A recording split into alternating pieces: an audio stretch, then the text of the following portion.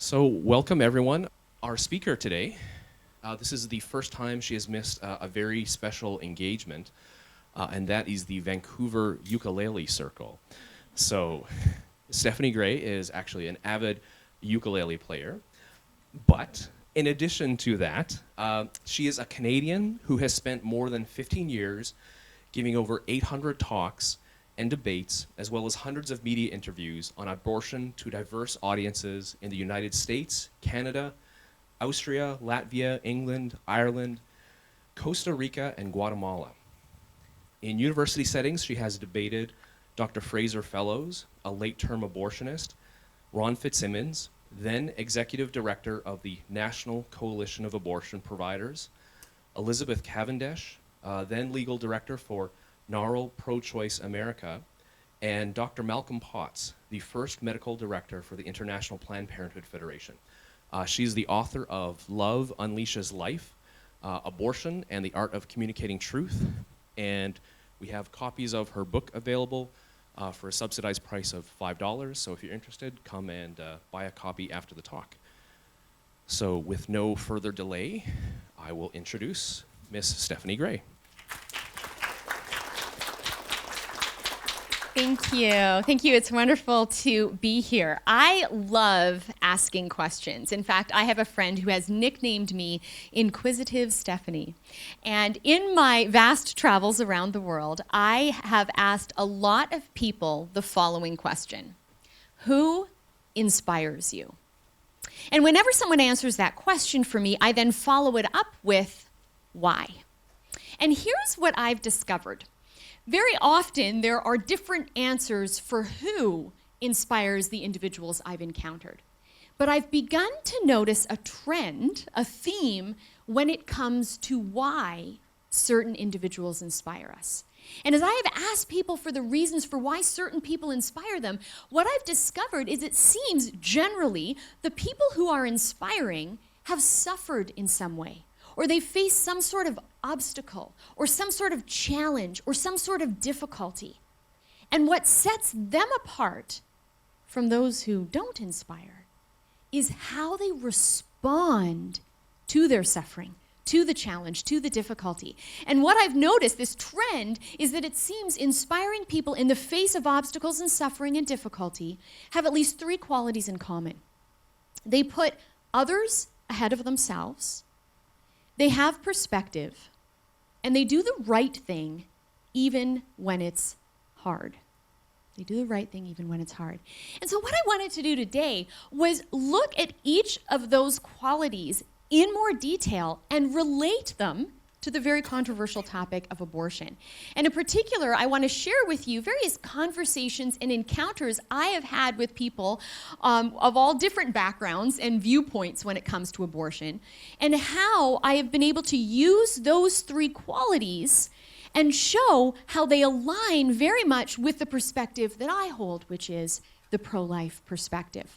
When it comes to that first quality, that of putting others ahead of ourselves, I would suggest that regardless of someone's political persuasion, love is universally attractive. It is universally magnetic. And ultimately, that's what putting others ahead of ourselves is. That's what love is. It's willing the other's good. And I would suggest that, again, regardless of our political persuasion, each individual has a battle internally between times where they put others ahead of themselves and times where they don't put others ahead of themselves. I was once debating with a college student in Florida a few years ago, and we were debating on the topic of abortion. And in our conversation, I'll admit, I was thinking to myself, he sounds selfish. Now, perhaps I could identify that so readily because I knew that there were many times I have been selfish. And in fact, I can think of a time recently on one of my frequent flights. I had settled into my seat, and there was one empty seat next to me. And sure enough, that passenger came along to sit down. And as she was coming down the aisle, she was talking with someone else. And it was very clear that they were traveling together. And it was very clear that the person she was with was further at the back of the plane. And this thought entered my head: I should offer my seat. That would be nice. I'm traveling alone. I can take her friend's seat so they can sit next to each other. But then I thought to myself, I don't like sitting near the back of the plane. and I don't feel like getting up. And so I didn't offer my seat. And I have to admit, later that day, I was kind of reflecting on my day, and I regretted that decision of inaction. And I thought that was selfish. And my overarching thought was, if I move, how will this impact me? That's self-interested. Instead of, if I move, how will this impact them? That's other-oriented. So I recognized that weakness within me and that wasn't attractive. The attractive quality is the one that is other-oriented. So I bring that up, taking us now back to my encounter with this college student talking about abortion where he sounded selfish. And I was thinking to myself, even though I have made selfish choices, even though he sounds selfish, I believe deep down we are all drawn to selflessness. How can I draw this out of him? And besides loving questions, I also love stories. And as it should happen, as I was dialoguing with this student, a story came to my mind that I had read about in the news. The year was 2012 that this student and I were talking. And around that time, there had been that Costa Concordia cruise ship accident, where the cruise ship had been steered a little too close to shore near an Italian village and hit ground and sank, and people lost their lives. And so I said to this student that I was dialoguing with, "Do you remember hearing about that on the news?" He said, "Yes." And I said, that made international attention. And I said it drew international attention, not just because it was a major passenger vehicle that had an accident, not just because people died, but there was another element to this story that shocked people around the world. Who remembers what it was? Anyone? The captain left the ship, and that's what the student said to me. He answered my question about this story by saying, well, the captain abandoned ship. Now, apparently, the captain says the ship fell over and he fell into a boat. But the point was, the news had been reporting it this way, and so the student remembered that. So then I said to him, and how did our world respond? Did our world respond by saying, hey, that was a really brilliant choice of that captain? Or did our world respond by saying, how could he have done that? And he said, well, it was the latter. Our world was saddened by that kind of reaction. So then I said, let's contrast that captain with another captain, not of a cruise ship, but of an airplane. And I said to this student, a few years ago, now this was many years ago now, but back in 2012, a few years prior to that, in 2009, there had been a US Airways plane that had taken off from LaGuardia when my country of Canada got in the way. We have these really annoying Canadian geese, and I don't know if they make their way down here, but they certainly made their way to New York, and so there was a whole flock of Canadian geese that were flying around the exact same flight pattern as this US Airways flight. And so I said to this student, you know, as this plane was taking off and these Canadian geese were flying nearby, they got sucked into the engines of the airplane, and it caused immediate engine failure. Do you remember that? I said to this student. He said, yes, I do. I said, the captain of that airplane, Chesley Sullenberger, realized that he needed to make an emergency landing because if he didn't control the landing, the plane was going to crash with the dual engine failure. And he realized he could not get back to LaGuardia. He couldn't get to Teterboro or any of the other surrounding airports. And so he thought, I'm going to try to do a water landing.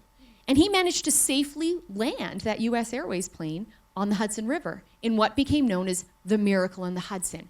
And I said to the student, when that plane came to a stop and everyone inside would have gone to the nearest exit to get off, that meant the people at the back of the plane would have gone to the back exit. But one of the first people to get to the back door didn't realize that the tail of the airplane was tucked in the water. So when they whipped that door open, the Hudson River starts flooding into this airplane. So I said to the student, now everyone is getting away from the back of the plane, and they're escaping out the middle doors and the front doors, and they're getting off, except for one person, Captain Chesley Sullenberger. As everyone's getting off and away from the back, he's staying on and walking towards the back. And as water was filling the cabin about to waist level, he walked the aisle not just once, but twice, to make sure no one was left on the plane. And he was the last person to get off. What did our world say about him? I asked this student, and he said, a hero. Correct, I said. Why? And he said, well, because he had dependent passengers and he cared for them. He prioritized their need. He put them ahead of himself. And I said, do you think that's an example we should follow? He said, yes. And so I knew by his reaction to that story that he shared the view I have, that even if we sometimes fail in being other-oriented, we know that that's how we ought to be, and that's the example to follow. And so once we can establish that, I then brought it back to the topic of abortion that we were debating. And I said, if you agree that it was correct for the pilot to put the passengers ahead of himself, to prioritize the needs of his dependents, then wouldn't it follow that when it comes to the topic of abortion and an unplanned pregnancy, that a pregnant woman ought to prioritize the needs of her dependent, her preborn child, much like a passenger in the airplane who's in a vulnerable position and needs someone who's more skilled and older and capable of helping them to help them out. Now, some people respond by saying, well, wait, there's a big difference there. You're comparing apples to oranges. The people getting off of the airplane, those passengers were human beings. Embryos and fetuses aren't. So you can't make that comparison. And I would suggest that that comparison is valid or invalid, depending on, indeed, whether embryos and fetuses are human beings like the passengers on the airplane. And so in my work, I often wrestle with that question in conversations with people, trying to discern, when does life begin? And a good question, because remembering I love questions, a good question that I'll often ask people is this: do you believe in human rights? And I can tell you, I have asked that question around the world, and consistently I get one answer: yes. And if someone believes in human rights, I then like to say, okay, well, what about this human's rights in the case of this 7-week embryo? Now, sometimes people will look at an image like that and say, that's not a human. And if that's someone's reaction, then in conversation, I think rather than preaching at an individual, a good strategy to take is to just ask a question. And the question I like to ask is, what are her parents? Is the pregnant woman human? Is her partner human? If yes, wouldn't it logically follow that their offspring must be of the same species? So then someone might object and say, well, even if biologically that's human, it's not alive. Well, I found myself in a conversation with another college student a few years ago, and I asked him what he thought about abortion. He said, I'm pro-choice. I said, why are you pro-choice? And he said, well, because the fetus isn't alive. And so I just asked another question. If the fetus isn't alive, why do you need to do an abortion? And he stopped and he looked at me and he said, I'm going to talk to you. I never thought of it that way. And so we spent about 30 minutes engaging in a friendly, civil dialogue as a result of a question. If someone objects to the idea that the embryo is alive, I think another good question to ask is this: is the embryo growing? At moment of fertilization, when you have a one-celled embryo, is that one cell growing into 2? And are those 2 growing into 4 and 8 and 16 and so forth? And if yes, wouldn't it follow by virtue of the embryo's growth, the embryo must be living? And if the embryo has human parents, wouldn't it follow by virtue of that that the embryo must be human?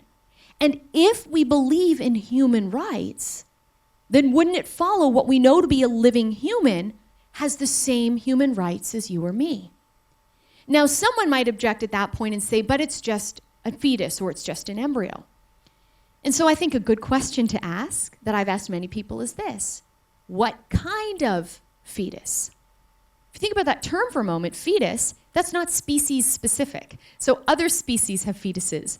Dogs have fetuses, dolphins have fetuses, and humans have fetuses. So the word fetus doesn't so much tell us what something is, but tells us how old something is. So again, with my love of questions, I'll often ask people, when a fetus is born to human parents and is in the arms of the mother, what do we now call the fetus at that moment?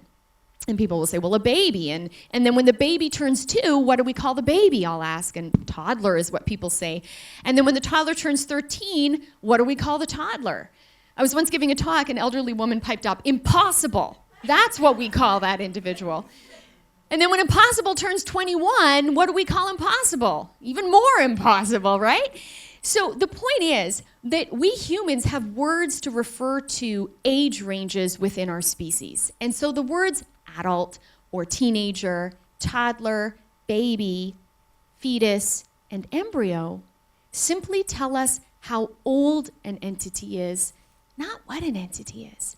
If we want to know what that entity is, we have to ask, what are the parents?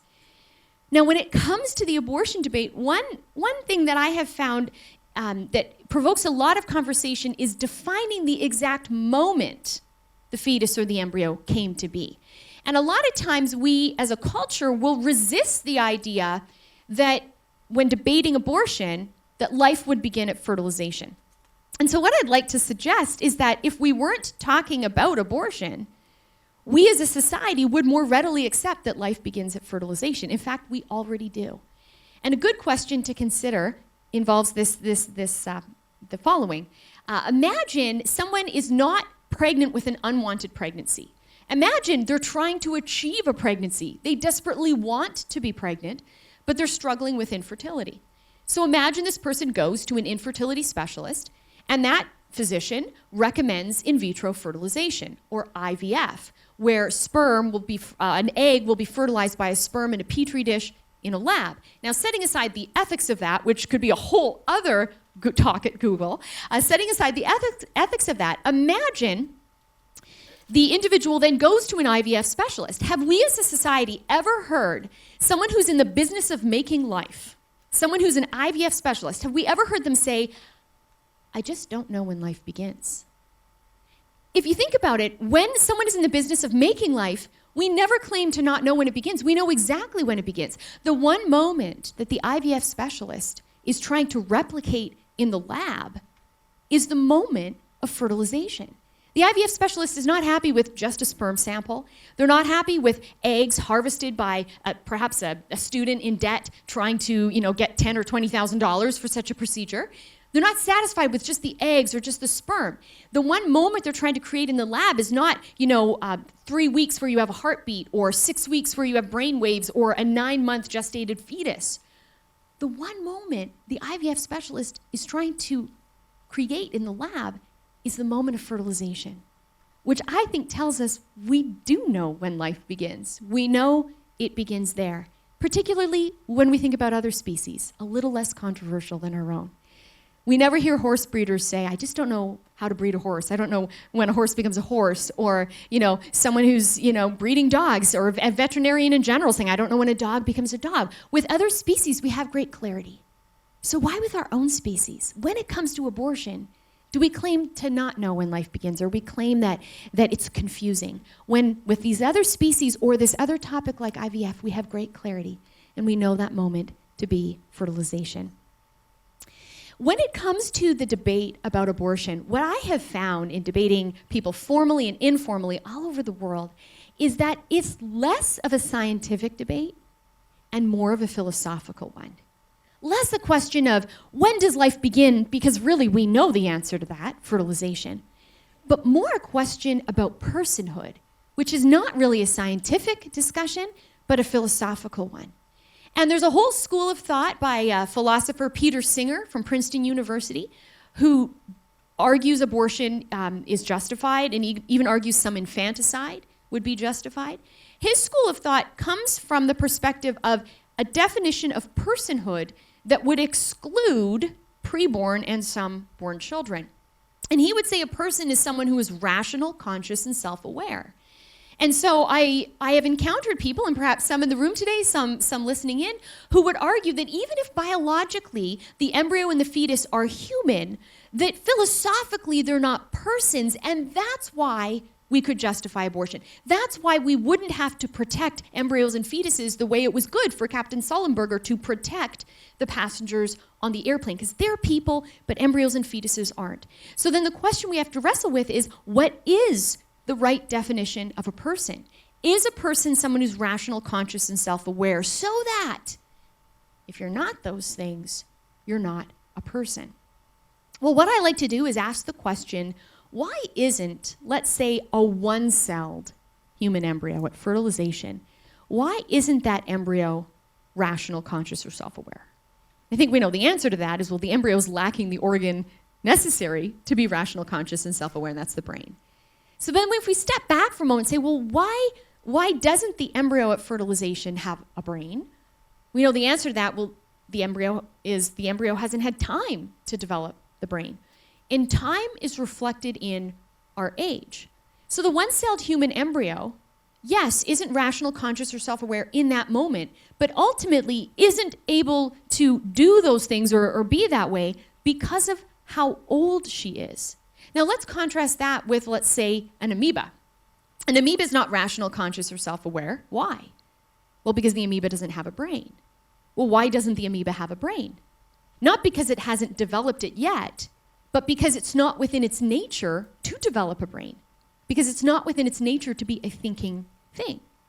So in other words, an amoeba is not rational, conscious, or self-aware because of what it is, versus a human embryo who is not rational, conscious, or self-aware because of how old she is.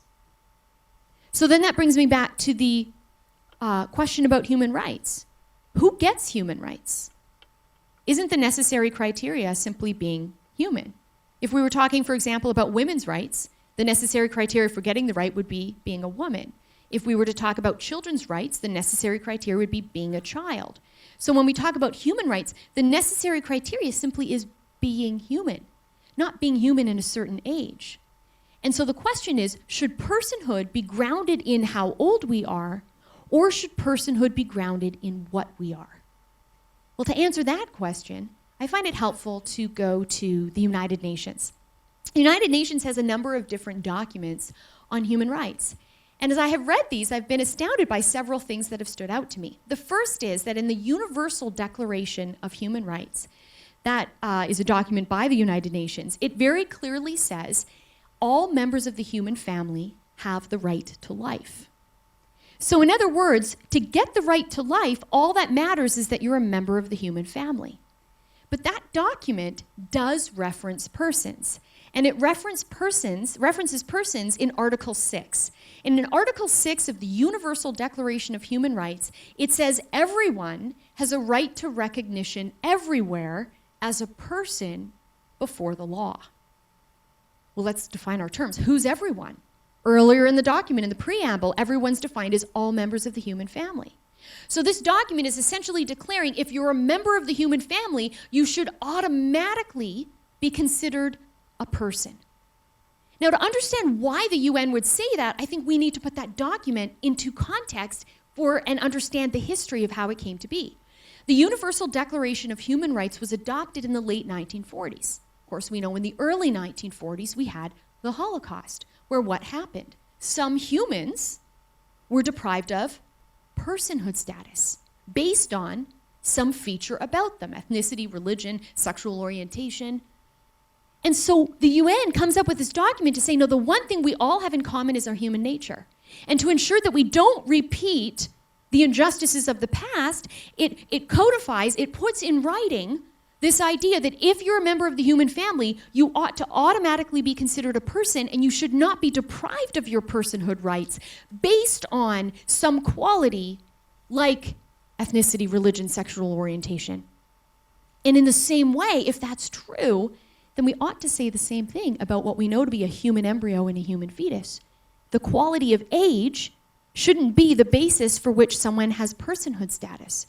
And therefore, they ought to be considered persons according to Article 6 by virtue of being human, not by virtue of being a certain age that enables them, as a result of their age, to be rational, conscious, and self-aware in that moment. Their humanity is what is consistent as their age and therefore abilities change. If you think about the question, when do we become persons, I think what's helpful is to look at the timeline from the moment of fertilization to the moment of birth. And if we draw the line anywhere after fertilization, we're ultimately basing it based on a developmental stage or based on an age, which would fly in the face of human rights doctrines, which aren't to acknowledge human rights based on abilities or age, but instead acknowledge human rights based on being human. And we know at the moment of fertilization, the one-celled embryo has all the genetic material distinguishing her from the mother and the father, and from that point forward, you're going to change your appearance, you're going to change your abilities, you're going to change your age, but your human identity distinguishing you from everyone else is going to be what remains the same.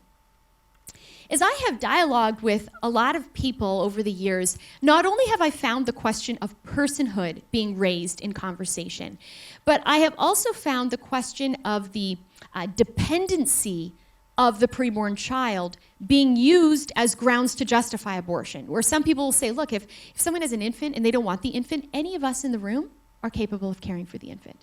But if someone doesn't want their fetus, none of us in the room are capable of caring for the fetus. Therefore, a woman should have a right to have an abortion.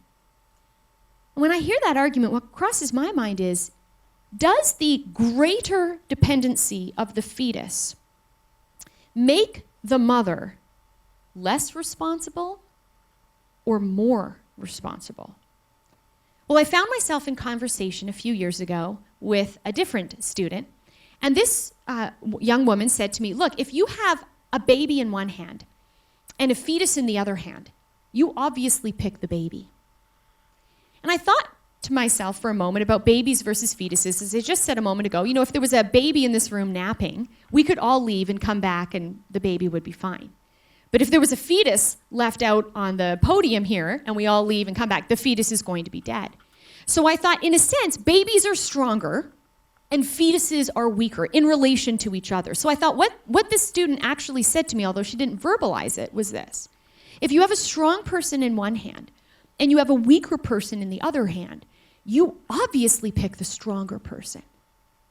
And when I kind of translated in my mind what she'd said to that, I thought to myself, civil societies actually do just the opposite. We tend to prioritize weaker people rather than stronger people. Again, the captain prioritizes the passengers, or ought to, and so forth. And so I thought to myself, how do I communicate that I think civil societies actually would prioritize weaker people ahead of stronger people? And as it should happen, a story came to my mind. And again, as I said, I love telling stories. And the story that came to my mind relates to this. And so I said to this student, what you just said about babies versus fetuses reminds me of a picture my friend posted on Facebook. And I said it was a picture of a river. And in the middle of the river was something slightly curvy sticking up. And in reality, it was the kind of picture that I would keep swiping away if it hadn't been for the caption. And the caption my friend posted with this picture was this: "My husband is a hero." And then my friend went on to explain why, as I then explained to this student. My friend wrote, "My husband is a paramedic, and at midnight he was called to the scene of a car accident. A woman had been driving down the road. She lost control of her vehicle, and as it spun out of control, it landed in a nearby river. When my friend's husband got to the scene, he saw that woman driver was sitting on the roof of her sinking car, holding her 10-month-old baby in her arms. My friend's husband jumps in the water, swims towards the car, and then realizes he can only take one person at a time to shore. I looked at the student I was dialoguing with, and I asked her a question. Who do you think he picked first? Obviously, she knew the answer. Well, the baby. Correct, I said. Why? If you had to explain the reasoning why he picked the baby over the mom to take first, what would it be? She said, well, obviously, because if he picked the mom first, then by the time he got back to the car, the baby could have rolled in the water and drowned. Correct, I said. So would you say it's fair to summarize your response to this story by acknowledging that you believe when you have a strong person in one hand, like the mom, and a weaker person in the other hand, like the baby, that we ought to prioritize the needs of weaker people? She said, of course. And then I brought it back to her original point about babies versus fetuses. And I said anyone could care for a baby, and a baby could be left alone for a while. But only one person can care for a fetus and cannot be left alone. So in a sense, the baby is stronger, like the mom in the story, whereas the fetus is weaker, like the infant in the mom's arms. And since you believe that we should prioritize weaker and more vulnerable people ahead of stronger people, then shouldn't we actually prioritize the needs of the preborn child? That point was something that was emphasized very clearly in a different encounter that I had through what someone shared with me. I was once at an exhibit that was looking at parallels between historical injustices and present-day injustices. One of the parallels being the Rwandan genocide and abortion. The argument being that at the time the Tutsis were slaughtered, they weren't deemed to be equal to the Hutu extremists, but rather inferior. And because they were deemed to be inferior, the dehumanizing actions were justified. The parallel then being that someone generally who supports abortion does not say, I think embryos and fetuses are equal to us and I want to kill. Not at all. But instead deem the embryo and fetus to be inferior and therefore rationalizes actions which would take away that human's rights because they don't consider them equal. The argument then being, if we were wrong in the past about dehumanizing one group of humans, could we be wrong in the present about dehumanizing another group of humans? So one of the signs at this exhibit that I was standing with was this one. And a woman came past and stopped and began to speak with me. And she told me that she was from Rwanda. And she told me that most of her family had been killed in the genocide from the mid-90s.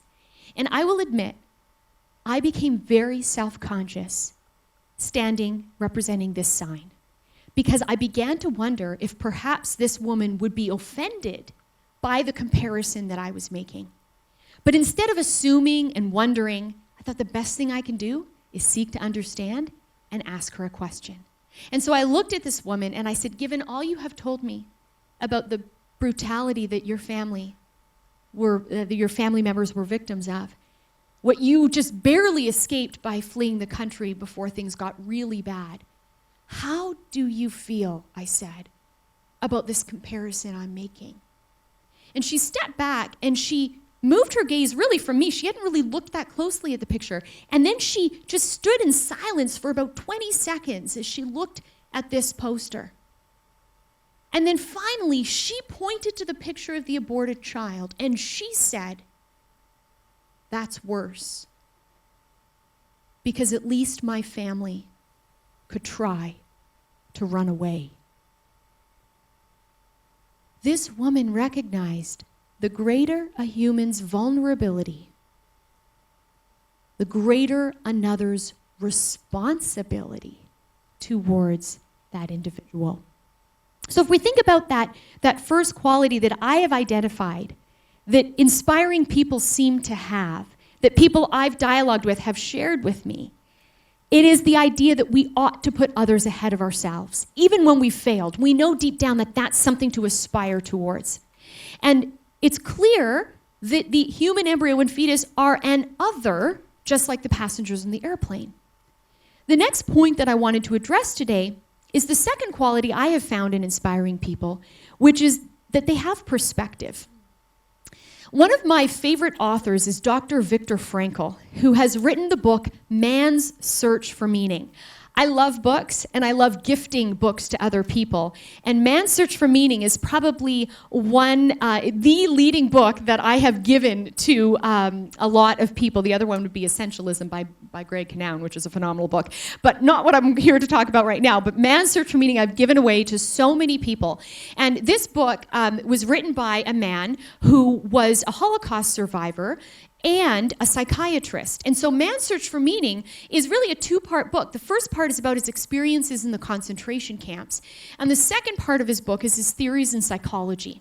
And one of the points that he makes in his book is the following. He said that he observed, both as a prisoner and as a psychiatrist, who in a sense, as a prisoner, was studying human behavior as he was being victimized in the concentration camps. One of the things he observed is that he would have expected all of the guards to be cruel, and most of them were. But he said every now and then, surprisingly, amidst all the cruel guards, there was someone who was kind. And then he said, amongst the prisoners, there were some who, when treated like animals, became like animals and were cruel to their fellow prisoners. But there were others, he said, regardless of how brutally they were treated, maintained their humanity, and in their starving state would save morsels of food, not for themselves, but for a fellow prisoner. And when Dr. Frankl makes this observation, it draws him to this conclusion. Someone can have a similar experience, but still choose a different response to the experience. And he says the last of the human freedoms that can never be taken from us is the freedom to choose how to respond to the situation that we're in. That is what perspective is. Inspiring people who have perspective can be in a horrible circumstance, in a sense, beyond their control. But they recognize what is still within their control is their response to that circumstance, is their attitude. And Dr. Frankl has come up with a mathematical equation that explains the power of perspective. Because in the concentration camps, he saw a lot of suffering. Suffering that was so bad that some people sought to commit suicide because they despaired. And Dr. Frankl said early on in his time at the concentration camps, he decided he would never kill himself. Moreover, would he not commit suicide, but he was going to try to dissuade his fellow prisoners from doing that. And he discovered the way to try to convince them not to despair was to help them find meaning. And so his mathematical equation was this: D equals S minus M. Despair is suffering without meaning. He recognized in the present circumstances, removing the suffering was near impossible. But he could decrease despair to the extent that he increased meaning. And Dr. Frankl, years after coming out of the concentration camps, cites an example where this equation, in a sense, was brought to life with a young teenager he learned about in Texas who had become a quadriplegic.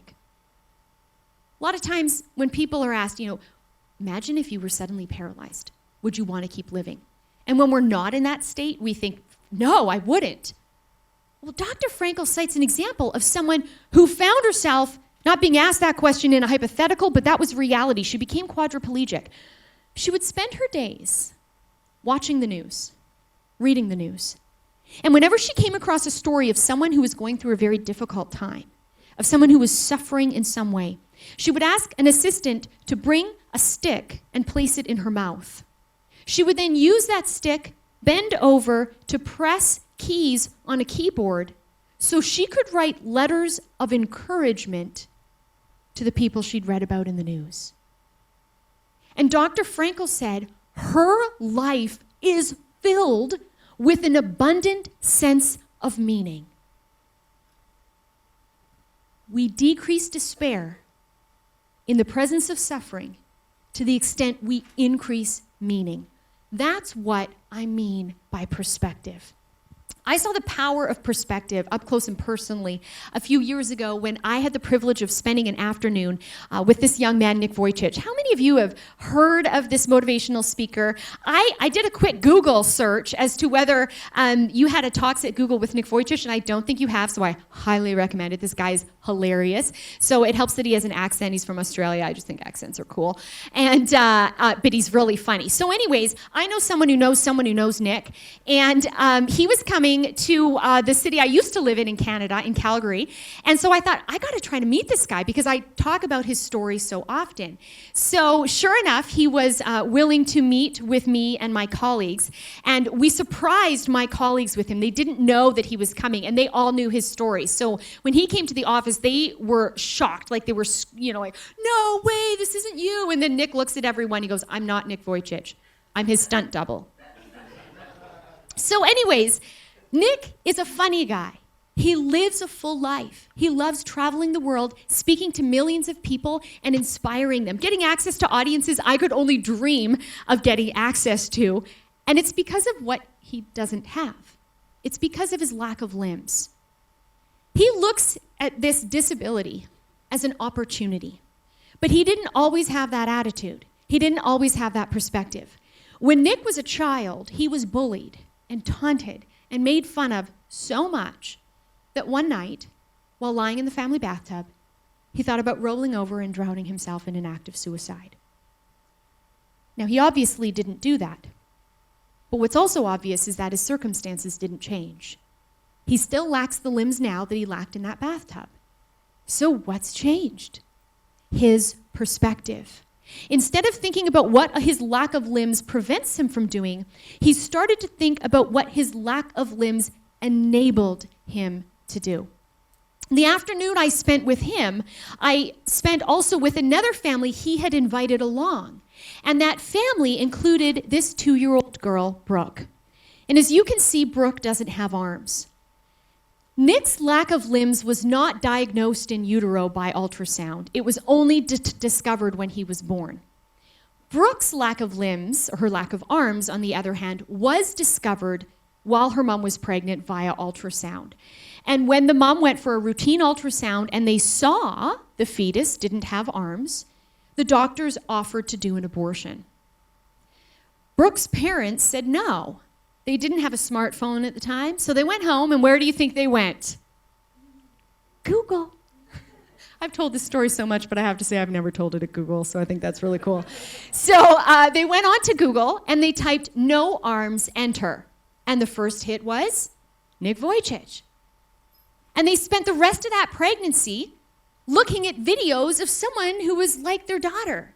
And then an opportunity came 2 years after she was born for them to drive 8 hours through the mountains from British Columbia to Alberta in Western Canada to see in the flesh someone who looked like their daughter.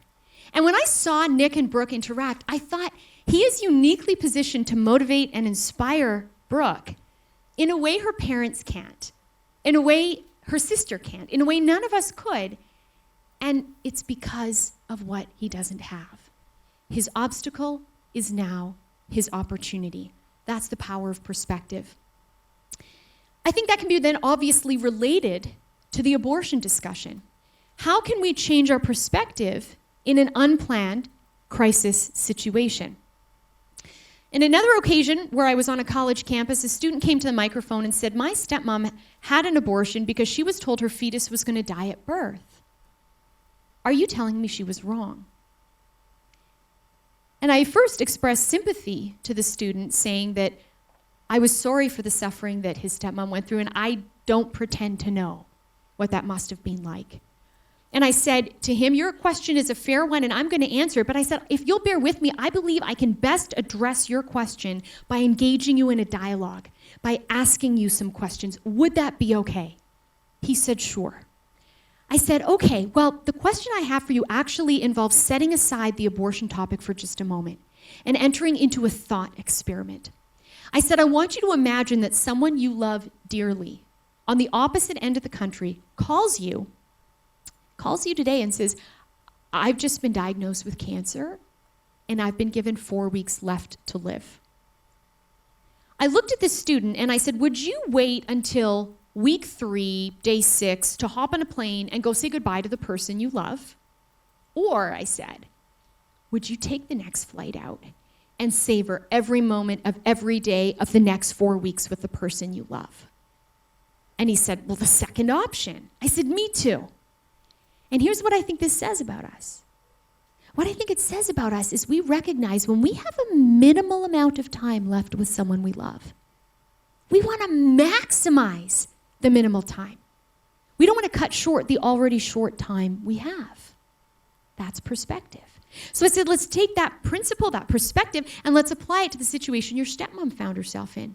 Before that poor prenatal diagnosis, she probably thought she had 50 years with her child.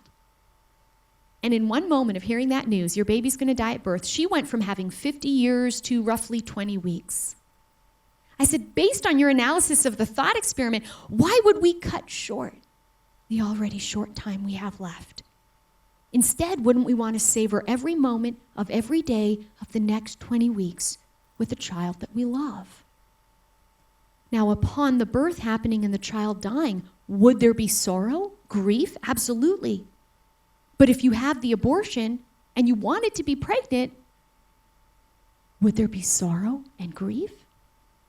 Yes. So having the abortion, instead of carrying on 20 more weeks, is not going to spare sadness, but it will rob you of the gift of time. And that's, again, where we want the power of perspective. The final point that I wanted to address this morning was that quality of inspiring people, which is to do the right thing even when it's hard. If you think about it, that fits with your code of conduct. I know you have a slogan here of "Don't be evil," and when Alphabet came to be, it got a little broader to do the right thing. But we know that we should do the right thing even when it's hard. And I think that's relevant in the abortion discussion if we think for a moment about the circumstances that a pregnant woman could be in. And if we think about the reasons that would prompt someone to have an abortion, we can acknowledge this is hard. Imagine being pregnant from rape, being in poverty, having health problems, just not wanting the child, or being really young, having no support. In each of these situations, wherever someone sits on the abortion debate, what side of the fence they're on, there's agreement. To be pregnant and poor would be hard. To be pregnant and young would be hard. To be pregnant from rape would be excruciatingly difficult. There's no denying the difficulty in these circumstances. The question is, what ought we do when circumstances are hard? Well, let's imagine the circumstances are these, but not with a pregnant person, but someone who's parenting this born child. Would it be easy or hard to take care of this child in poverty? Hard. Would it be easy or hard to care for this child and be 14? Hard. Would it be easy or hard to parent this child knowing every day you look in her face, you're reminded her father was a rapist? It would be hard. Would we ever allow someone to end this child's life because the circumstances for the parent are hard? We wouldn't. We would say we need to do the right thing even when it's hard. And so I would suggest in the various encounters I've had that we have the same attitude when it comes to this life. Since we know this is a living human being who, according to Article 6 of the UN, ought to be considered a person who's simply younger than the rest of us. And since human rights aren't grounded in age, they're grounded in being human, then we ought to say here, as we say there, we have to do the right thing even when it's hard. And that brings to mind several people I've had the privilege of meeting who I believe by their stories have inspired me to do the right thing when it's hard in my own life the way they've done that in theirs. A few months ago, I spoke in Guatemala, and I spoke alongside another speaker, my friend here, Leanna. Leanna and I met for the first time in Guatemala. She speaks both Spanglish. She speaks English and Spanish. I, on the other hand, only speak English, and so I had a translator translate for the audience my talk. But because she spoke in Spanish, that meant when she gave her talk, I couldn't understand it. So it wasn't until we got to the restaurant after giving our first presentation in the hotel we were staying in that evening that we shared our stories and got to know each other. And as we were talking, she mentioned that she was 37. And I said, no way, I'm 36. And then a short while later, she mentioned that she had a daughter. And I said, well, how old is your daughter? And she said, 25. And then I did the math, and I thought, 25 years ago, I was 11, which means 25 years ago, Leanna was 12.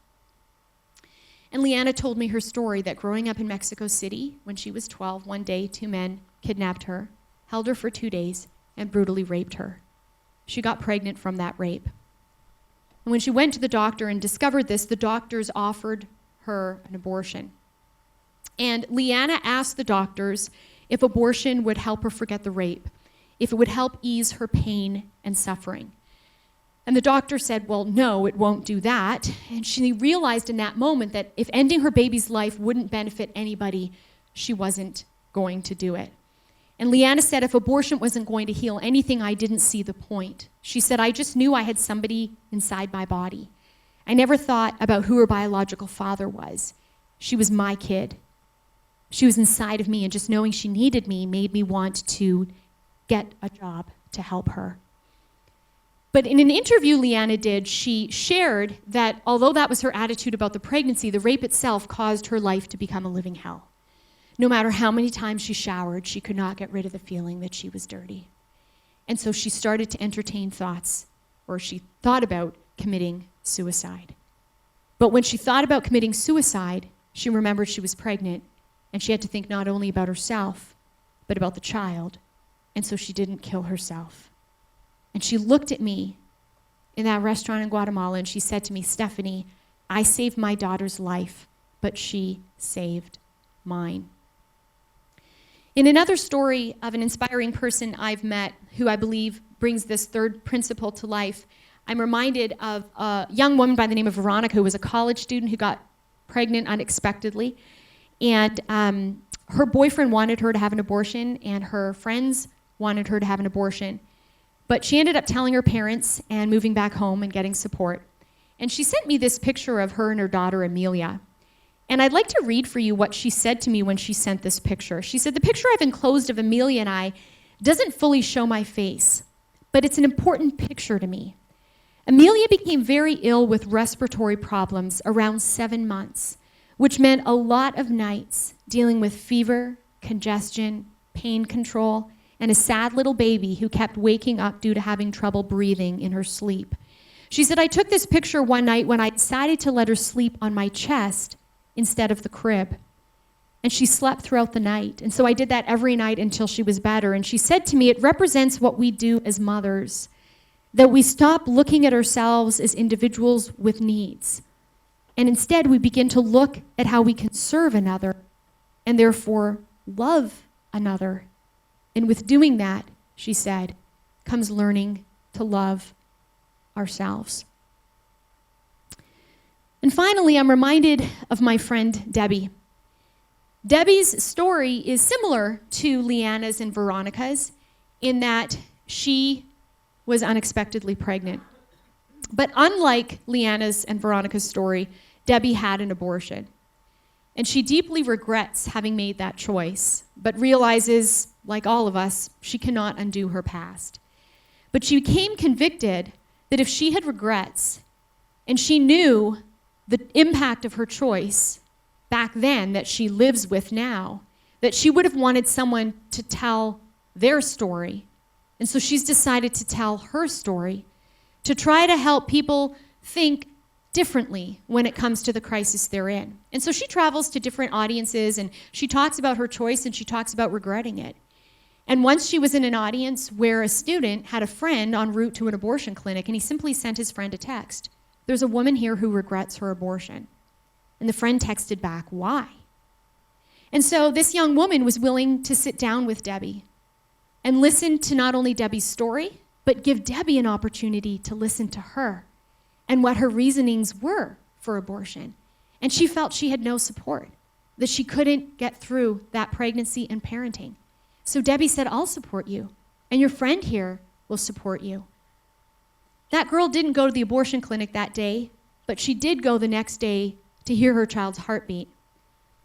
And then she decided to carry through with that pregnancy. And several months later, this baby girl was born. And to wrap everything up before we move it into questions, I just want to leave you with the thought that whether it's this teenage mom who not only is delighted that she has this baby, but she encouraged another friend to carry through with the pregnancy that friend is grateful to have. Whether it's this teenage mom, or whether it's Debbie, or whether it's Leanna, or Veronica, whether it's little Brooke or her parents, whether it's Captain Sullenberger, who prioritized the passengers on his airplane, whether it's Nick Vujicic, that you remember all these people and think, you know, they're inspiring because they put others ahead of themselves, because they had perspective, and because they did the right thing, even when it was really hard. And that's the challenge that I leave all of you with today. Thank you very much.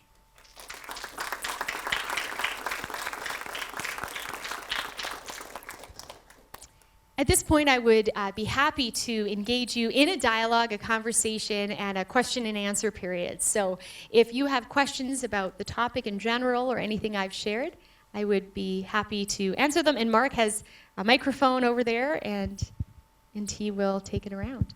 So any questions? And I was wondering, how do you suggest creating a dialogue like this in an environment which is almost entirely for abortion? So how do you even start this conversation when you know there is such a strong outward resistance to a pro-life point of view?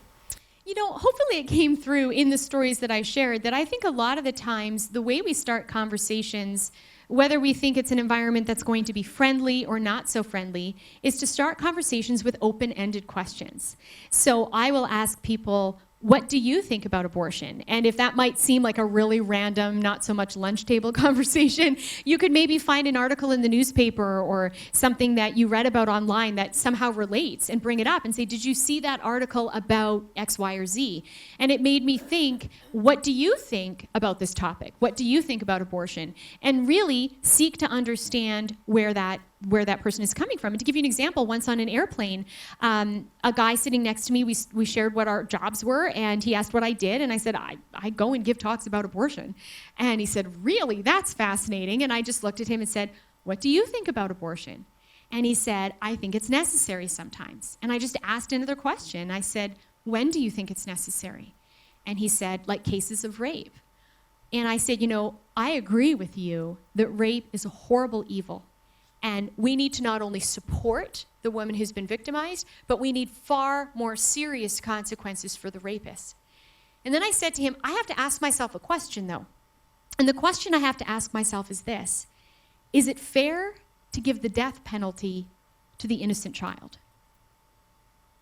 And this passenger looked at me and he said, well, I never thought of it that way. And so I didn't go in boarding my plane with the intention to, speak about abortion. I just asked a few questions when someone asked me what my job was. Any other questions? Hi, so I have a friend who says he's pro-life. Like if he were with a woman who's pregnant, he would really do everything in his power to persuade her to choose life. But he says he wouldn't want to impose that decision on someone else. What is your... So that's a common perspective people have, is I feel this way, and I might even encourage you, but I can't force my views on you insofar as I don't think the law, for example, should reflect how I would live. And when someone says that, I think analogies are helpful. I would ask a question and draw an analogy out of it. I would say, well, would you say that you're against rape? Yes. And if someone was going to commit rape, would you try to stop them? Yes. And do you think if you're incapable of stopping them and they actually commit rape, that we ought to have laws that ban rape so there are consequences for that person? And if they say yes, then I would say, okay, so you clearly think under some circumstances we should have laws that say certain actions are wrong. So then why, when it comes to abortion, would you treat it differently if abortion ends the life of a human being? Now, if abortion doesn't end the life of a human being, then I think we can call into question, should we have any laws against it? But since we know we're dealing with a human being that's living, then if the act of abortion ends that human being's life, it's not enough for me to say, I personally won't kill someone, but if you want to kill someone, that's your right. If the facts are true, if the evidence is there, we have to go to its logical conclusion and say, if this action ends someone's life, it's wrong not just for me, but it's wrong for everyone. And we ought to have laws against it, as we do with rape and other types of murder and other things like that. So we can't determine whether we should, quote unquote, force our views on other people until we know what the view is. Like, for example, a lot of times people say, I support a woman's right to choose. We have to finish our sentence. That's not grammatically correct. Choose what? It's hanging there. I support a woman's right to choose what color shoes to wear with her outfit? Sure. What kind of ice cream she thinks is the best? Sure. But I don't support a woman's right to choose to kill an innocent child, regardless of the child's age. So in a similar way, if I said to you, I support a man's right to take, you would have to ask me to define what I mean. Take what? And if it's a support a man's right to take his bag and walk out of the room, totally okay. But I don't support a man's right to take someone else's bag out of the room. So we need to define what we mean by choice, by take, by all of this stuff. And if in defining it, evidence leads us to the fact that we're actually ending someone's life or violating a human right, then we have to create a structure legally that bans that for the interests of our fellow human beings. Any other questions? I haven't really quite formulated my question. On using that same analogy then, what good kind of would incarcerating a mother be? When we're talking about the issue being that women do not have enough support right now. So what good would making it illegal do for the woman and showing her that there is support for her, that there is like another way? Very good question. So certainly I would say it's not just one strategy abandoning all other strategies. The slogan I like to use is make abortion unthinkable. But in believing it ought to be unthinkable based on the evidence of dealing with a human being and believing in human rights, believing it ought to be unthinkable doesn't exclude me from saying I also believe it ought to be illegal. I do believe it ought to be illegal and unthinkable. What would be the consequences for a woman who violates the law? Well, the first point is no woman is currently violating the law. So we're not talking about, for example, putting women in jail who have had abortions. What we're talking about is a hypothetical at some future point when the law changes, what ought the consequences be? And even when we say something is illegal, it's illegal to steal, what the consequences are for any individual who steals vary from case to case. You might find a situation where a woman has an abortion under emotional duress. She is not freely choosing it. It's against the law, but someone's pressuring her or forcing her to go there against her will. So that would be one example. Or you have cases like Andrea Yates, where you have a woman who drowned her born children in the bathtub. And I believe in her case, she was found not criminally responsible. Her actions were still wrong and they're still unlawful, but a case was made or could be made in circumstances like this where someone was not of the right frame of mind to be fully consenting to the action that they were taking. So all of that needs to be taken into account. But the reality is the law currently isn't against abortion. And so what I think is very important as efforts are made to have the law changed to reflect human rights, that all of us have the inalienable right to life. In the meantime, we have to offer support to women, absolutely. And there are pregnancy centers, there are homes for pregnant women, there are nonprofits across the country that exist to do that very thing, and to not only journey with a woman through her pregnancy, but to really walk with her after her pregnancy as well. If she chooses to parent rather than adoption, she's going to need a lot of support, and these centers exist, and I would say very much should have our attention and support. So I hope that was helpful. Any final questions? Well, you're giving an inspiring talk, so you're kind of like that good person quality that you're kind of mentioning. So I was going to ask a personal question: what inspires you to be who you are to give talks around the world? Oh, well, thank you. In terms of what inspires me, just speaking of pregnancy centers there, my mom volunteered at a pregnancy center when I was a young child. Both my parents were really active in the pro-life cause, you could say, generally speaking. But in particular, my mom volunteered at a pregnancy center. So when clients would come for pregnancy tests, I would often go with her, and I would doodle on letterhead while she was in the office counseling the girls. And when those clients gave birth, my mom would go to the hospital with flowers, and I would come along. And so from a very young age, I saw that there were women in crisis who felt they had no support. And I saw that there were people like my parents and my mom who would support them and love them through that difficult circumstance and turn that obstacle they were in into an opportunity. And that laid the foundation to really convict me to want to use the skills that I had to help those who were more vulnerable and in need. And I went to university actually with plans to pursue a different career, but I heard an American speaker who came to Canada, and I was a college student. His name is Scott Klusendorf, and he gave a presentation on this topic that blew my mind. And in that talk, he said there are more people working full-time to kill babies than there are working full-time to save them. And I'll admit, when I heard those words, I became very convicted that I wanted to be one of the people being a voice for those who were entirely incapable of raising their voices against what was happening to them. And a lot of things unfolded, and here I am 15 years later. Thank you very much. Thank you very much, Ms. Gray. If you guys have any remaining unasked questions, she'll be here. You can talk to her in person.